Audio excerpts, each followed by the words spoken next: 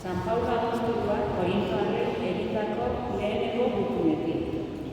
Senideok, jainkoa bedeinkatuz hartzen dugun esker honezko kalizak ez algaitu Kristorekin bat egiten haren ogian, eta zatitzen dugun logiak ez algaitu Kristorekin bat egiten haren gorputzean, ogia bat denez guztiok gorputz bat gara.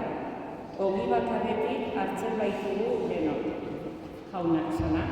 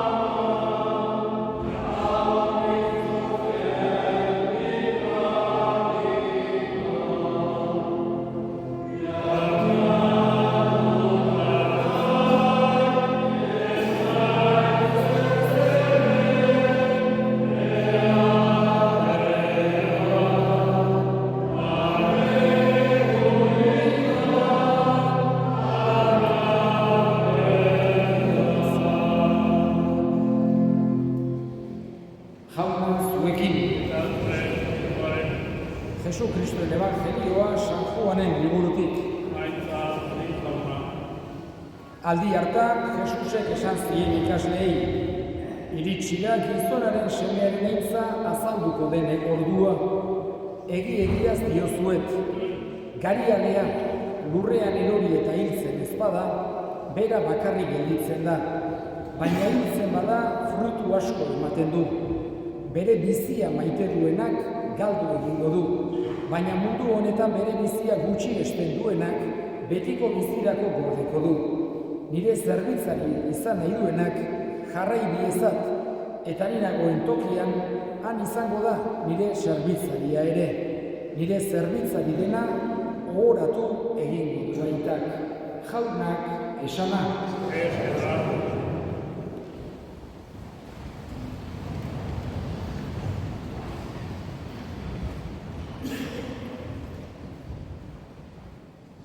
Kristauok izan behar ditugu, edo behintzat izaten saiatu behar ditugun bertuteen artean, Jesusek garrantzi berezi eman zion zerbitzuari. Berak bere burua modu hortan agertu zigun. Gizonaren semea eta bere buruari hola deitzen zion askotan, ez da beste zerbitzuak hartzera etorri, besteak zerbitzatzera baizik. Edo nire ikasleen esan zien, niri jau eta maixu esaten dudazuen, eta zuen zerbitzura nago. Zuek ere gauza bera egizue. Hau da, Jesusek garrantzi handia ematen dio errealitate horri. Mundu honetan gauden bitartean, besteen alde, lagunkoaren alde, etxekoen alde, herrikoen alde jokatzea oso gauza preziatua da Jesusentzako. Zerbitzu mentalidade hori, laguntzekoa, eta kristauen artean, esan genezake, mentalidade horrek ere bizitzen denean mesede handia egiten digu. Bai pertsonalki, baita gizarte mailan ere. Eta azken finean, zerbitzua maitasunarekin, humiltasunarekin oso lotuta baitago.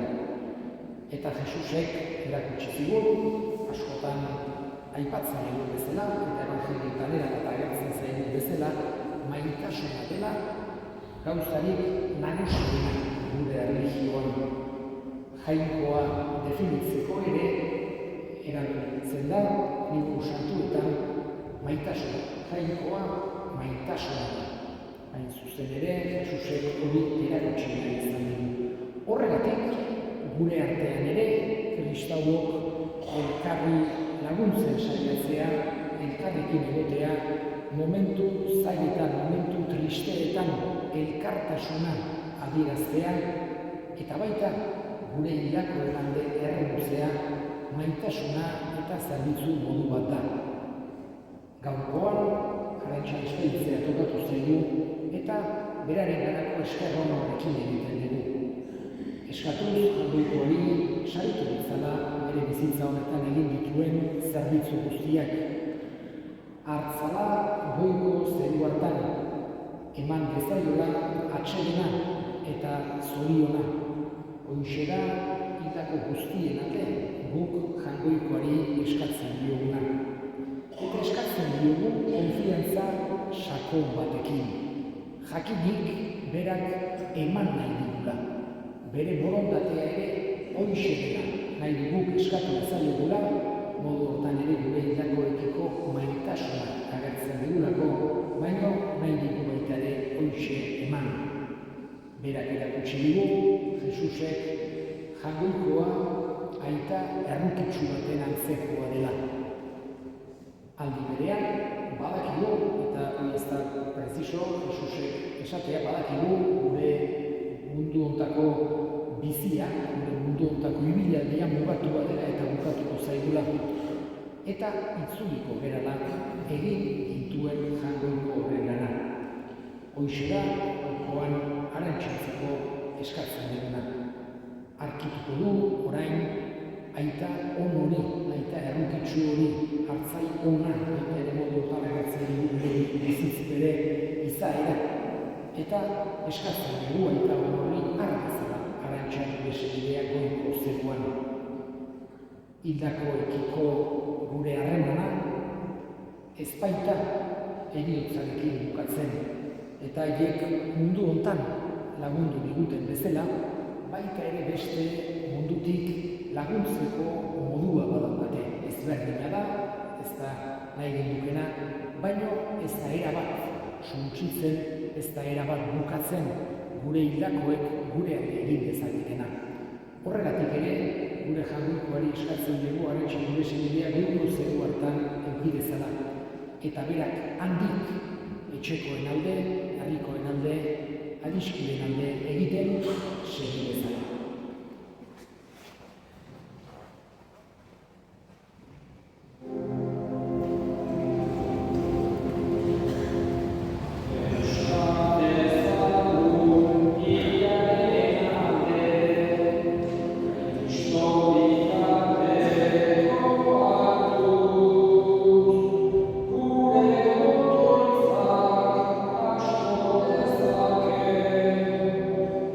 Amen.